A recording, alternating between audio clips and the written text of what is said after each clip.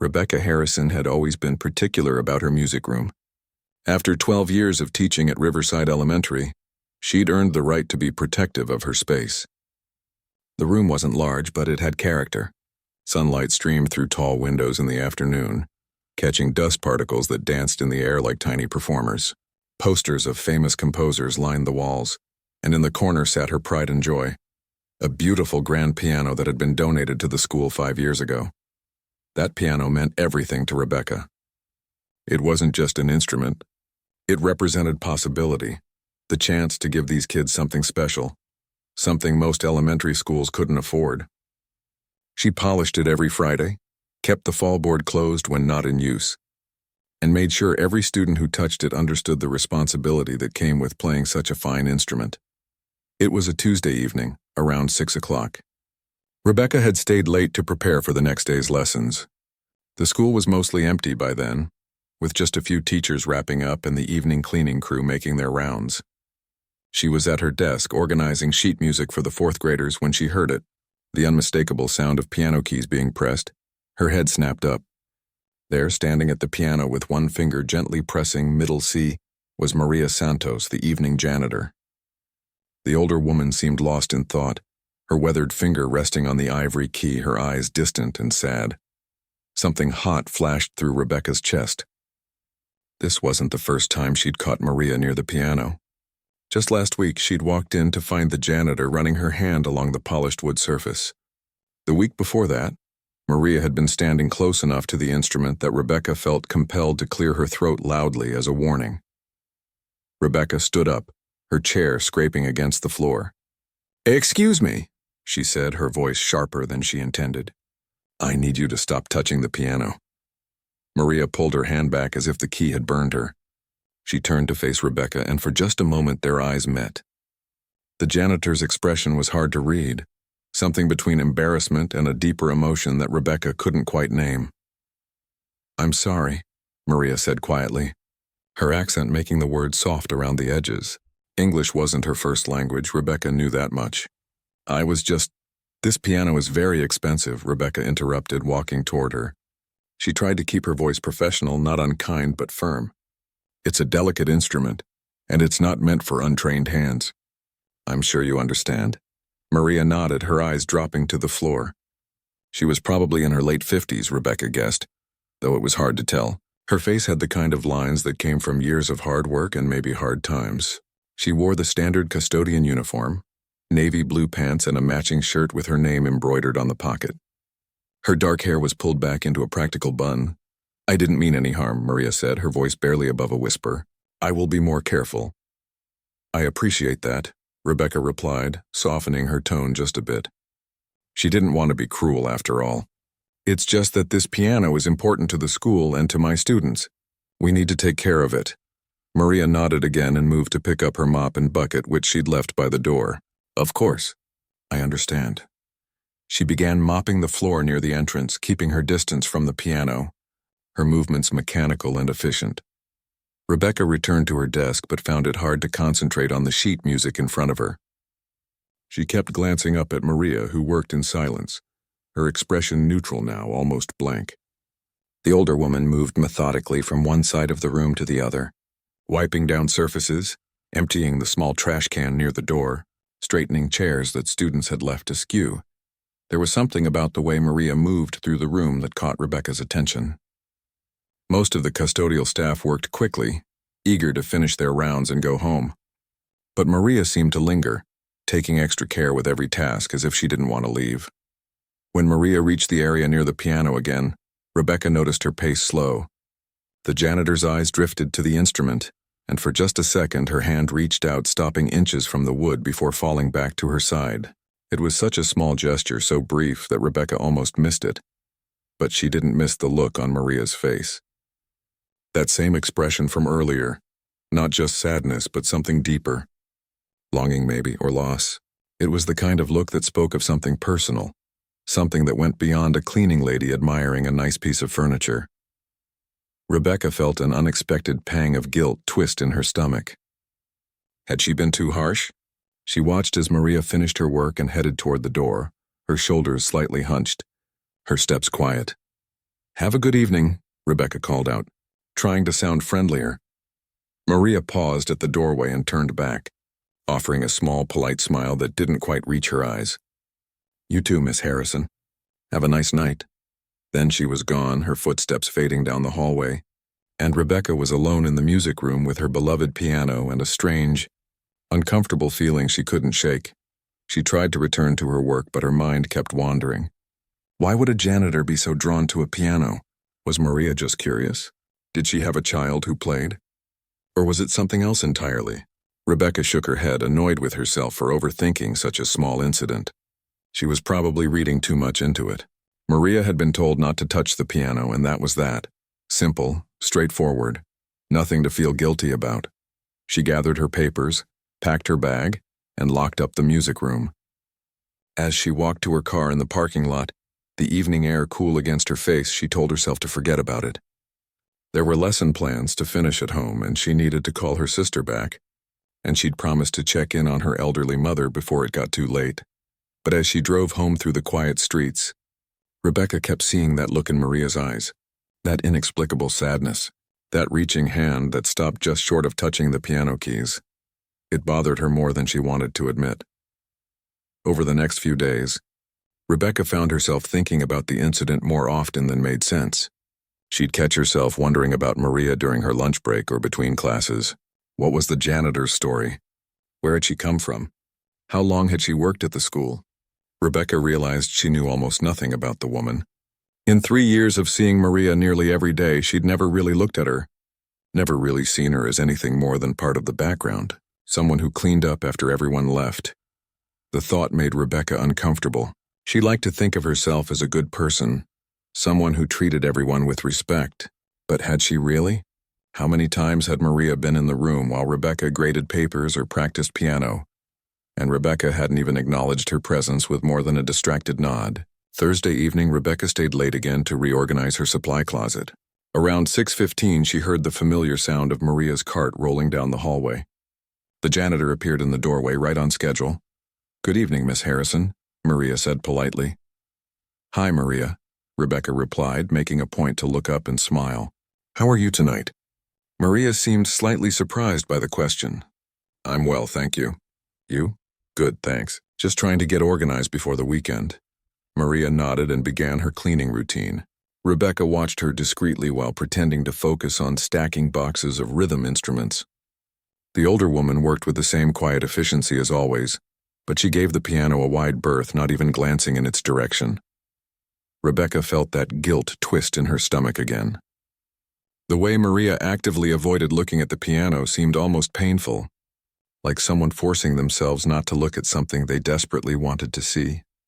When Maria finished and left with a polite goodbye, Rebecca stood in the empty music room, staring at the grand piano in the corner. For the first time since the incident on Tuesday, she wondered if she'd done something wrong. Not in protecting the instrument, that was reasonable, but in the way she'd done it, in the assumptions she'd made. As Rebecca locked up and headed home that evening, one thought kept circling through her mind. There was more to Maria Santos than met the eye, and for reasons she couldn't fully explain, Rebecca needed to know what that was. The weekend came and went, but Rebecca couldn't stop thinking about Maria. Saturday morning, while having coffee with her friend Linda, who taught second grade at a different school, she found herself bringing it up. "Do you ever really notice the people who clean your school?" Rebecca asked, stirring cream into her cup. Linda looked up from her bagel, confused. "The custodians? I mean, sure. They do a good job. Why?" "I don't know," Rebecca said, feeling slightly foolish. "I just realized I've worked with this one janitor for 3 years and I don't know anything about her." "Like anything at all?" Linda shrugged. "That's pretty normal, isn't it? They have their job, we have ours. As long as everyone's respectful, what else is there?" Rebecca nodded, but the answer didn't satisfy her. It felt wrong somehow. This complete separation between people who shared the same building, the same air, the same daily routines. Monday morning arrived with the usual chaos of elementary school. Kids arrived on buses. Parents dropped off younger ones with last-minute reminders shouted through car windows, and teachers gathered in the staff room for their morning coffee and quick catch-up conversations before the bell rang. Rebecca poured herself a cup and found herself standing next to Helen, the school secretary who'd been at Riverside for almost 20 years.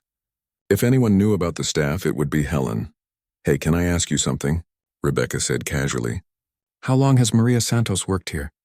The evening custodian. Helen thought for a moment, her reading glasses hanging from a chain around her neck. "Maria? Oh, about 3 years now, I think. Maybe coming up on 4. She started the fall that Mr. Peterson retired." "Why do you ask?" "Just curious," Rebecca said. "She seems nice." "What do you know about her?" Helen smiled. "Not much, honestly. She keeps to herself. Always on time, never calls in sick, does excellent work. The building's never been cleaner, to be honest. She's a hard worker, that one." "Where's she from?" Rebecca pressed. "The Philippines, I think. Manila, maybe? She filled out all her paperwork properly when she was hired. That's really all I know. She's not much of a talker." Helen picked up her coffee and glanced at the clock. "Bell's about to ring. See you at lunch?" Rebecca nodded, but her mind was already elsewhere. The Philippines, Manila. It wasn't much information, but it was something. That afternoon, during her planning period, Rebecca found herself doing something she would have considered invasive just a week ago. She Googled Maria Santos Philippines Manila, then immediately felt ridiculous. There were probably thousands of women with that name. What was she even looking for? She closed her laptop and tried to focus on grading the music theory worksheets her 5th graders had turned in. But her attention kept drifting to the piano in the corner. She found herself remembering that look in Maria's eyes, the way her hand had trembled slightly before pulling away from the keys. That evening, Rebecca stayed late again. She told herself it was to prepare for the spring concert next month, but deep down she knew she was hoping to see Maria. She wanted to observe her, to understand what drew the older woman to the piano with such intensity. Around 6, she heard the familiar sound of the cleaning cart. Maria appeared in the doorway, and for a split second, Rebecca saw surprise flash across her face before it settled into its usual polite neutrality. "Good evening, Miss Harrison." "Hi, Maria, you can go ahead and start. I'm just working on some concert planning." Maria nodded and began her routine, but this time Rebecca watched more carefully. The janitor moved efficiently through the room, but there was something deliberate about the way she positioned herself. She cleaned the areas farthest from the piano first, then worked her way closer as if saving it for last. When Maria finally reached the area around the piano, her movements changed. They became slower, more careful. She wiped down the bench with such gentleness, such attention, that it looked more like a caress than cleaning. Her eyes lingered on the keys through the closed fallboard, and Rebecca could see her chest rise and fall with a deep breath. Then something unexpected happened. Maria glanced toward Rebecca, perhaps checking if the teacher was watching, then quickly turned back to the piano. She reached out and let her fingertips brush against the wood so lightly it barely made contact. It lasted only a second before she pulled away and moved on to dust the music stands nearby. But in that second, Rebecca saw something that made her breath catch. Maria's entire expression had transformed. The polite, neutral mask dropped away, replaced by raw emotion, pain and longing so intense it was almost physical. Rebecca looked down at her papers quickly, pretending she hadn't noticed. Her heart was beating faster than it should. What was going on? This wasn't just a casual appreciation for a nice instrument. This was something much deeper, much more personal. Over the next 2 weeks, Rebecca's curiosity grew into something close to obsession. She started staying late more frequently, always with legitimate work to do, but always timing it so she'd be there when Maria arrived. She began noticing things she'd never paid attention to before. Maria always paused at the music room doorway before entering, as if bracing herself. Her eyes would go to the piano first every single time before she looked anywhere else. Sometimes her fingers would flex at her sides, as if remembering something her body knew but her mind was trying to forget.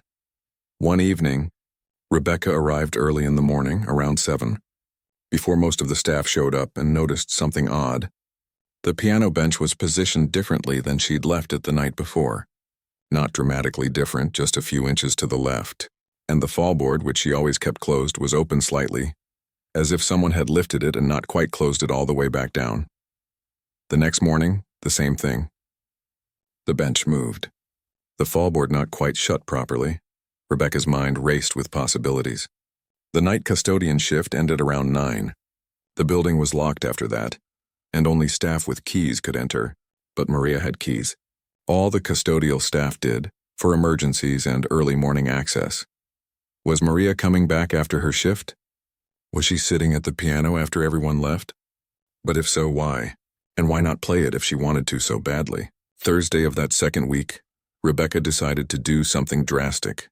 She told the other teachers she was leaving for a dentist appointment, but instead she went to her car and drove around the block, then parked in the lot of the church next door, where her car wouldn't be visible from the school. She waited until the sun started setting, then quietly let herself back into the building through a side entrance.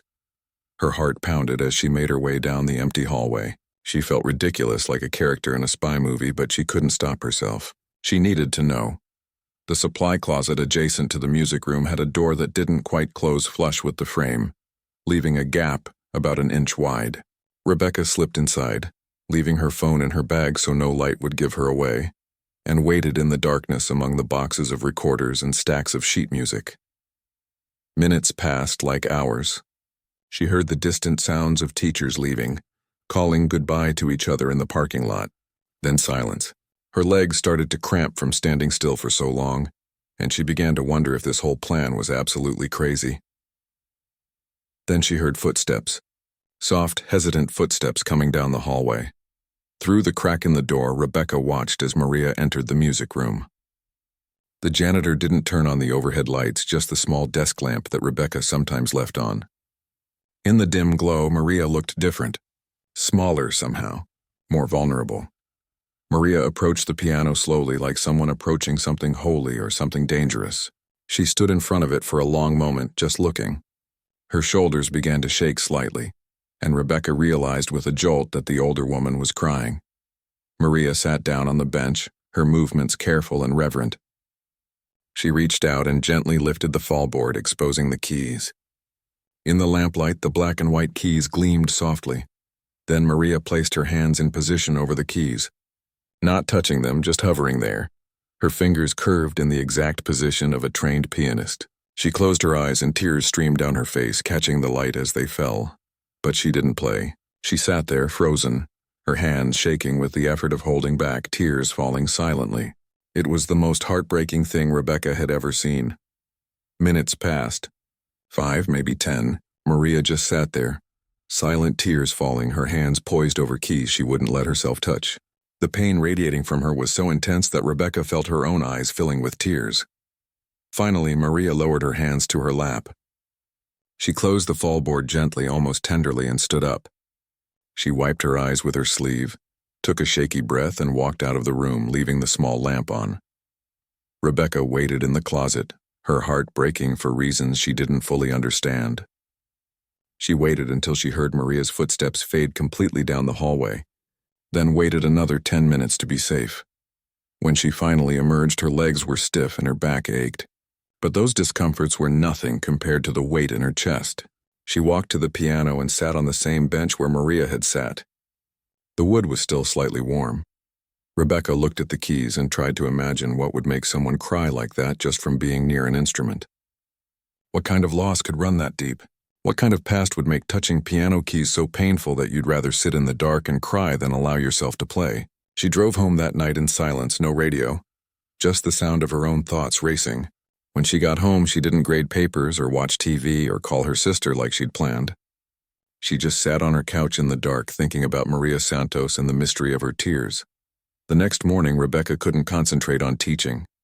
During her 5th grade class, she found herself messing up a simple rhythm exercise, something she'd taught 100 times before. The kids giggled and she laughed it off, but her mind was elsewhere. At lunch, she approached Helen again in the staff room. "Remember when I asked about Maria Santos?" Rebecca said, trying to sound casual. Helen looked up from her sandwich. "The custodian?" "Yeah, why?" Rebecca hesitated. "Do you know anything else about her? Like where she worked before here or what she did before cleaning?" Helen frowned thoughtfully. I don't think I ever asked. I could check her employment file if you really want to know, but that feels a bit invasive. Is everything okay? Did something happen?" "No, nothing happened," Rebecca said quickly. I'm just curious, that's all. Rebecca spent the entire weekend thinking about what she'd witnessed. That image of Maria sitting at the piano, tears streaming down her face, hands hovering over keys she wouldn't let herself touch. It haunted her. She found herself wondering about it while grocery shopping, while doing laundry, while trying to read a book before bed. By Monday morning, Rebecca had made a decision. She needed to talk to Maria. Not as a teacher protecting her classroom, not as someone making polite small talk, but as one human being to another. She needed to understand. But how do you start that conversation? Hey, I saw you crying at the piano after secretly watching you from a closet. Seemed like a terrible opener. Rebecca spent most of Monday rehearsing different approaches in her head, each one sounding more awkward than the last. Monday evening came and went without Rebecca finding the courage to say anything beyond her usual polite greeting. Tuesday was the same. Wednesday, she almost spoke up, but chickened out at the last second. By Thursday, Rebecca was frustrated with herself. When had she become such a coward? Friday evening, Rebecca stayed late again. The school was particularly quiet. Most teachers had rushed out after the final bell, eager to start their weekend. Rebecca sat at her desk, not really working, just waiting. Her heart hammered in her chest. Tonight, she told herself. Tonight she would talk to Maria. 6 o'clock came, then 6:15. By 6:30, Rebecca started to worry that Maria wasn't coming. Maybe she had the night off. Maybe she was sick. Then, finally, she heard the cart rolling down the hallway. Maria appeared in the doorway, and Rebecca noticed immediately that something was different. The older woman looked tired, more tired than usual. There were dark circles under her eyes, and she moved a bit slower as she entered the room. Good evening, Miss Harrison. Hi, Maria. Rebecca's mouth went dry. This was it. She needed to say something. But what came out wasn't what she'd planned. Are you okay? You look tired. Maria seemed surprised by the question. She paused in her work, meeting Rebecca's eyes. I'm fine, thank you. Just didn't sleep well last night. That happens to me too, Rebecca said, trying to build a connection, especially when I have things on my mind. Maria nodded politely but didn't elaborate. She continued with her cleaning routine, and Rebecca felt her moment slipping away. The older woman was working her way around the room, getting closer to the piano. Rebecca watched as Maria approached the instrument. As always, her movements became more careful, more gentle. She began wiping down the bench, and Rebecca noticed her hand trembling slightly. Maria, Rebecca said suddenly, the word coming out louder than she intended. Can I ask you something? Maria looked up, her expression guarded. Of course. Rebecca stood up, her lesson planning forgotten. She walked closer to the piano, but not too close. She didn't want Maria to feel cornered. Do you play piano? The question hung in the air between them. Maria's face went very still, and for a moment, Rebecca thought she wasn't going to answer. Then Maria's eyes dropped to the floor. No, she said quietly. Not anymore. But you used to? Maria's hand gripped her cleaning cloth tighter. When she looked up again, her eyes were shining with unshed tears. I'm sorry, Miss Harrison. I should go finish the other classrooms. Please, Rebecca said softly. Please don't go. I'm not trying to upset you, I've noticed that you look at this piano differently than most people would. Like it means something to you. Maria stood very still. A single tear escaped and rolled down her cheek. She wiped it away quickly, almost angrily. I'm sorry. This is unprofessional. I should not. You have nothing to apologize for, Rebecca interrupted gently. I'm the one who should apologize. A few weeks ago, I snapped at you for touching the piano. I was rude, and I felt terrible about it ever since. Maria shook her head. You were right to protect your instrument. It's valuable.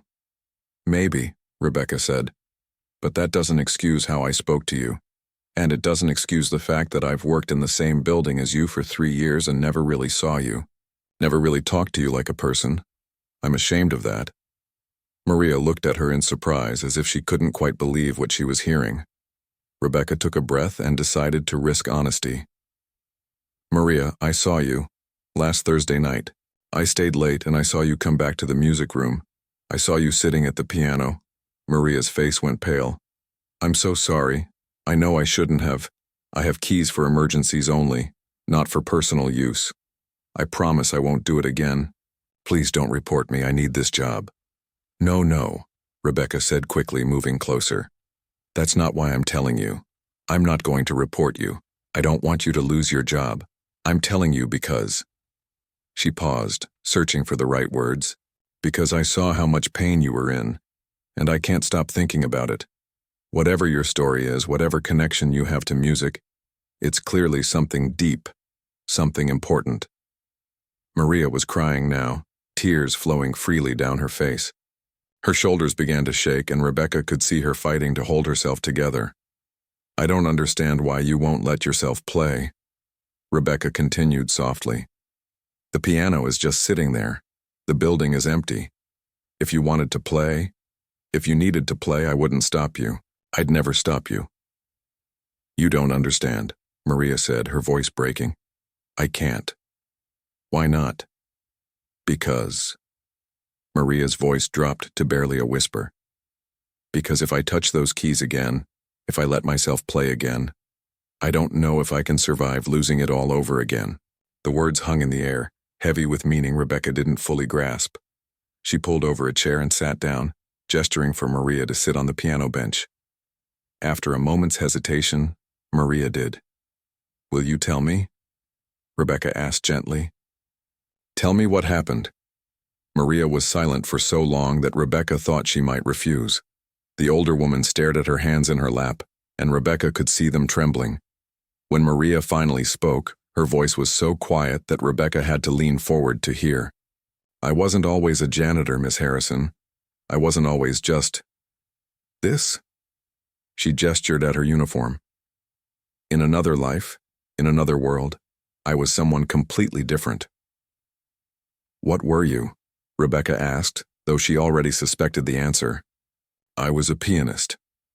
Maria's voice cracked on the word. "A concert pianist. In Manila, I performed in some of the finest venues in Southeast Asia.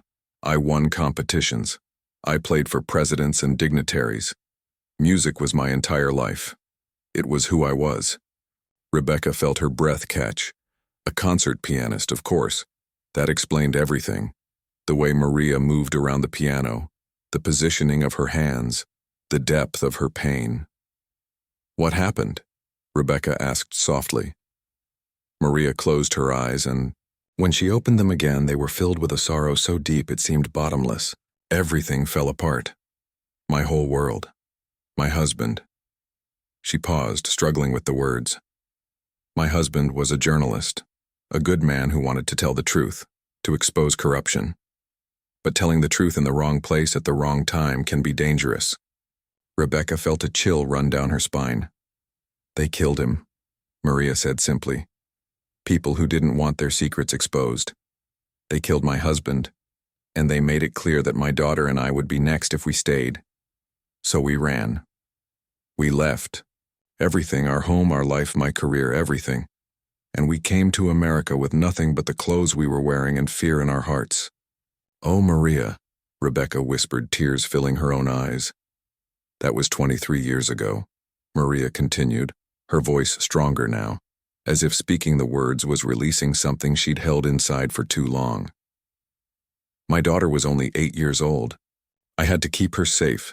That was all that mattered. But in America, I had nothing. My credentials didn't transfer. My reputation didn't matter. I didn't have connections or money or even good English at first. I was just another immigrant trying to survive." "So you took whatever work you could find," Rebecca said. Maria nodded. "Cleaning offices at night, washing dishes in restaurants, factory work, anything that would pay enough to feed my daughter, to keep a roof over our heads, to save for her education. Music became impossible. I couldn't afford a piano. I couldn't afford lessons. And honestly, I couldn't afford to remember who I used to be. The grief of losing my husband, losing my country, losing my identity as a musician, it was too much. So I buried it. I locked it away and focused only on survival. For 23 years? Rebecca asked, amazed and heartbroken. For 23 years, Maria confirmed. Until 3 years ago, when I got this job at the school, the first time I walked into this room and saw that piano. She looked at the instrument with such longing that Rebecca felt it in her own chest. I thought I could handle it. I thought enough time had passed. But every day, seeing it, being near it, it's like a constant reminder of everything I lost. Everyone I was. Why haven't you played it? Rebecca asked. Even just once when no one's around? Maria's laugh was bitter. I've tried. So many times I've tried. I come back at night sometimes after my shift when the building is empty. I sit here just like you saw. I put my hands in position. I tell myself just to play one note, just one measure. But I can't, her voice broke again. Because I'm terrified that I've lost it. That 23 years without touching a piano has erased everything I worked my whole life to build. And I'm terrified that if I discover I can still play, the pain of knowing what I gave up will destroy me. Rebecca sat in silence, absorbing Maria's story. The weight of it, the tragedy of it, settled over her like a heavy blanket. Here was a woman who'd been forced to abandon her identity, her passion, her entire sense of self, all to survive. And now she cleaned the same building where children learned music, walked past pianos she couldn't let herself touch, lived with daily reminders of the life she'd lost. Your daughter, Rebecca said finally. Where is she now? For the first time, a small smile touched Maria's lips. She's a doctor, a pediatrician in Chicago. She just finished her residency last year. You must be so proud. I am, Maria said, and the smile grew a little. Everything I sacrificed, every hard day, every moment of grief, it was worth it to see her succeed. She had opportunities I never had when I came here. She built a good life. That's what matters. But what about your life? Rebecca asked. Don't you deserve happiness too? Don't you deserve music? Maria looked at her with tired eyes.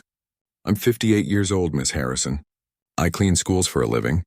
Whatever dreams I had, whatever possibilities existed, they're long gone. I made my peace with that years ago.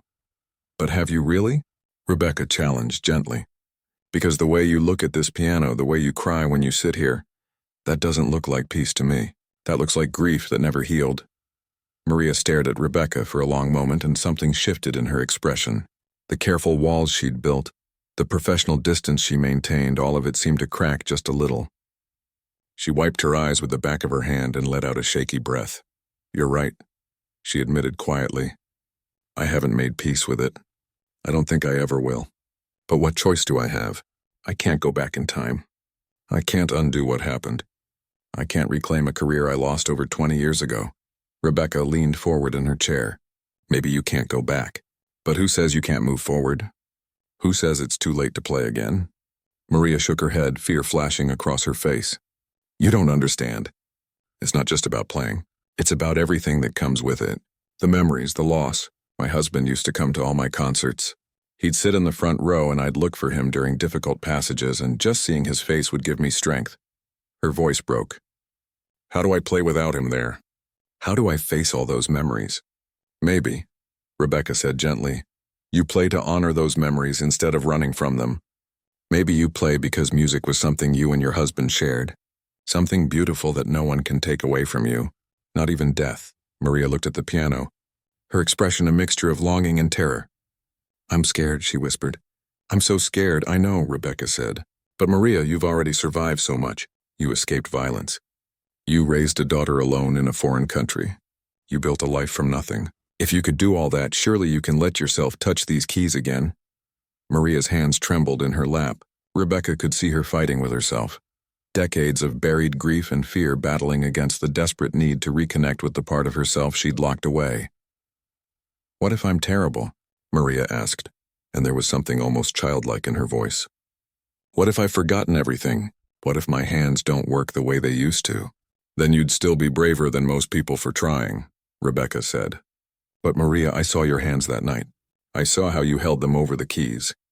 That's not the position of someone who's forgotten. That's muscle memory. That's training so deep it lives in your bones. Silence fell between them. Rebecca didn't push, didn't say anything more. She just waited, letting Maria wrestle with her fear and make her own choice.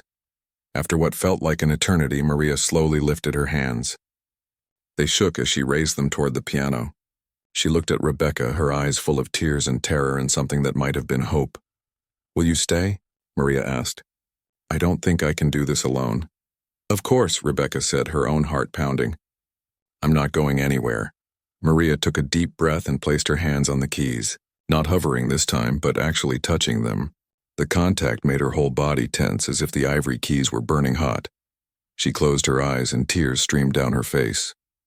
For a moment, Rebecca thought Maria might pull away again, retreat back into the safety of her grief. But then something shifted. Maria's shoulders straightened slightly. Her breathing steadied, and very gently she pressed down on a single key. The note rang out in the quiet music room, a clear, pure middle C that seemed to fill every corner of the space. It was just one note, but to Rebecca it sounded like a door opening after being locked for decades. Maria let the note fade into silence. Then she played another note, and another. Simple scales at first, hesitant and slow, her fingers relearning patterns they'd once known as well as breathing. Her technique was rusty, the transitions not as smooth as they probably once were, but the foundation was clearly still there. Then she began to play something more complex. Rebecca recognized it, Chopin's Nocturne in E-flat major. It was one of the pieces she sometimes played for her students, though her own version was a pale shadow compared to what Maria's fingers were creating now. As Maria played, something miraculous happened. The years seemed to fall away from her. The tired janitor in the worn uniform transformed into someone else entirely. Her posture changed, becoming elegant and confident. Her movements became fluid, natural, as if her hands remembered what her mind had tried to forget. The music that poured from the piano wasn't perfect. There were fumbled notes, places where her fingers didn't quite stretch as far as they used to, moments where she had to slow down to remember the next phrase. But it was beautiful, heartbreakingly beautiful. Rebecca sat frozen in her chair, tears streaming down her own face as she listened. She'd never heard anyone play with such raw emotion. Every note carried weight, carried meaning. You could hear Maria's entire story in that music. The joy of her youth when playing was everything. The trauma of loss, the years of suppressed grief, and now, finally, the tentative hope of reconnection. When Maria reached a particularly difficult passage, her hands faltered. She stopped playing and looked down at the keys, her shoulders shaking with sobs. "I'm sorry," she said. "I can't. It's too much." "Don't apologize," Rebecca said, moving to sit beside Maria on the bench. "That was incredible. That was the most beautiful thing I've ever heard in this room, and I've been teaching here for 12 years. Maria laughed through her tears. "It was terrible. I missed so many notes. My fingers are stiff. I can't reach the way I used to." "It was perfect," Rebecca insisted. "Maria, do you understand how rare it is to hear someone play with that much emotion, with that much soul? I teach dozens of kids every year, and most of them are just going through the motions, playing the notes correctly but missing the heart of the music. You just played with more feeling in 5 minutes than most people achieve in a lifetime." Maria wiped her eyes with her sleeve. She struggled to find words. It felt like coming home after being lost for so long. It hurt, but it also felt right. "Does that make sense?" "Perfect sense," Rebecca said. They sat together in silence for a moment, the weight of what had just happened settling over them. Then Rebecca said, "I want you to know something. This piano is here for you, anytime you want to play. Before school, after school, during your lunch break, whenever. You're welcome to use it. This room is as much yours as it is mine." Maria looked at her in disbelief. "You can't mean that." "I absolutely mean it," Rebecca said firmly. "In fact, I'm going to give you a key to this specific classroom. That way you don't have to worry about anyone interrupting. You can come and play whenever you need to." "Miss Harrison, I couldn't possibly— Please call me Rebecca," she interrupted. "And yes, you can. You should. Maria, you have a gift. A real gift. It would be a crime to let it stay buried any longer." Maria's eyes filled with fresh tears, but these were different. Not tears of grief, but of gratitude and disbelief that someone saw her, really saw her, for who she truly was beyond the uniform and the job title. "I don't know what to say." Maria whispered. Say you'll come back, Rebecca said. Say you'll keep playing. Maria nodded, unable to speak around the emotion in her throat. Over the next few weeks, something beautiful unfolded. Maria started coming to the music room during her lunch breaks. At first, she'd play for just 10 or 15 minutes, still tentative, still relearning. Rebecca made sure to be somewhere else during these times, understanding that Maria needed privacy to reconnect with her music without an audience. But sometimes, Rebecca would be walking past the music room and hear the faint sound of piano music drifting through the closed door. She'd pause in the hallway just listening, her heart full of something she couldn't quite name, pride maybe, or joy at being part of someone's healing. The transformation in Maria was remarkable. She still did her custodial work with the same dedication and efficiency, but there was something different about her now. She smiled more. She stood a little taller. Sometimes Rebecca would catch her humming while she worked. Little snatches of classical melodies that probably played constantly in her head. One afternoon, about 3 weeks after Maria had played for the first time, Rebecca walked into the music room to find her sitting at the piano, staring at a piece of sheet music with a frustrated expression. Everything okay? Rebecca asked. Maria looked up. This passage, she pointed at the music. I used to be able to play it without thinking. Now my fingers won't cooperate. It's like they're too old, too slow. Rebecca moved closer to look at the music. It was an advanced piece by Rachmaninoff, technically demanding even for professional pianists. Maybe start with something a little less challenging. Build back up to the harder pieces. But I could play this, Maria said, and there was real frustration in her voice. I performed this piece in concert when I was 25. I knew every note by heart, and now... She trailed off, looking at her hands as if they'd betrayed her. Rebecca sat down next to her. Maria, you haven't seriously played in over 20 years. Your hands need time to rebuild the strength and flexibility. The muscle memory is there, but muscles themselves need to be retrained. It's like an athlete coming back from a long injury. You can't expect to perform at the same level immediately. I know you're right, Maria said with a sigh. It's just hard. I keep comparing myself to who I was, and I feel like I'm failing. You're not failing, Rebecca said firmly. You're rebuilding. There's a huge difference. And honestly, even rusty, even struggling with passages you used to know perfectly, you play better than anyone I've ever heard in person. Maria gave her a skeptical look. I'm serious, Rebecca insisted. You know what I think? I think you should perform.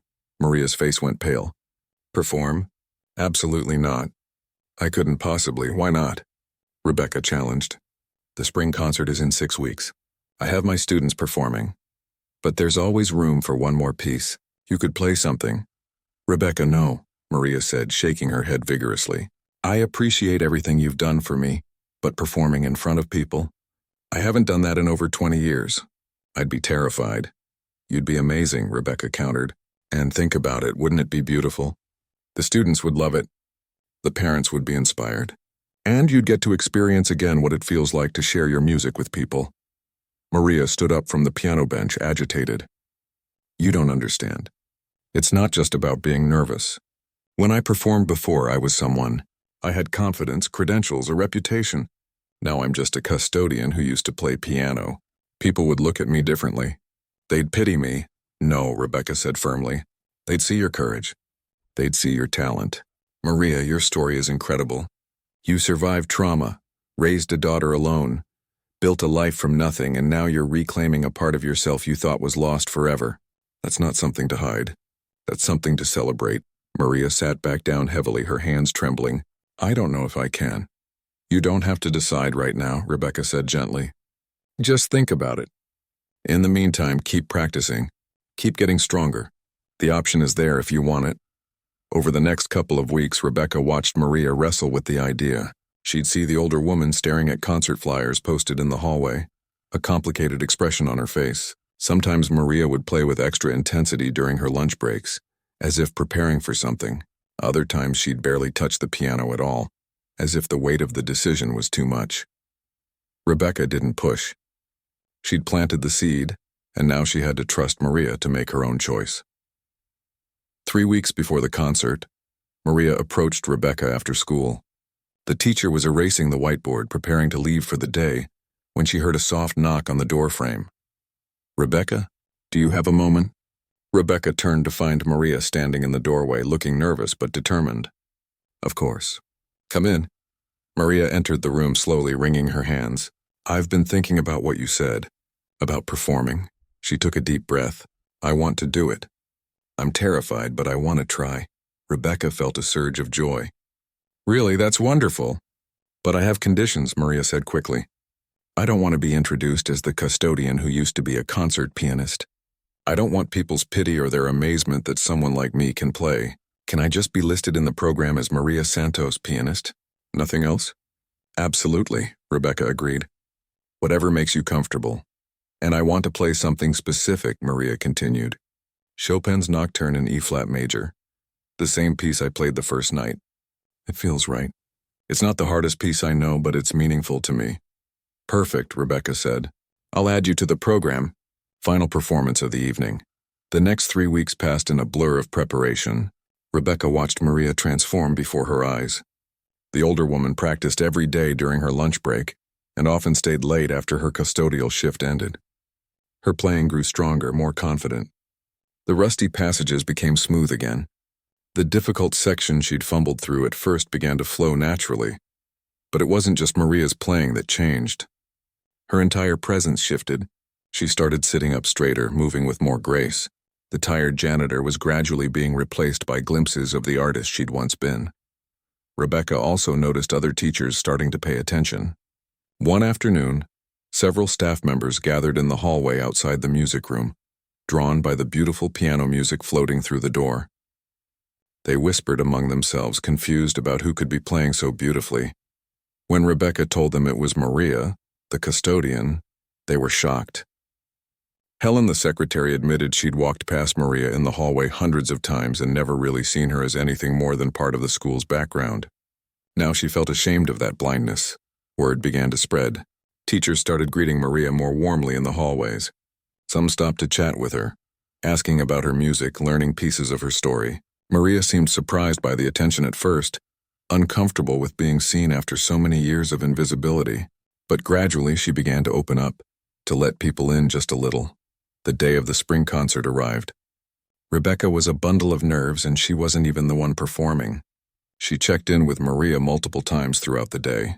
The older woman seemed calm on the surface, but Rebecca could see the tension in her shoulders, the way her hands shook slightly when she thought no one was looking.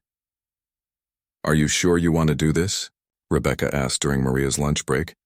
"There's no pressure. If you've changed your mind, we can take you off the program. No judgment?" Maria looked at the piano for a long moment before answering. "I'm terrified," she admitted. "But I need to do this. For me, for who I used to be, for who I'm trying to become again." That evening, the school auditorium filled with parents, teachers, and students.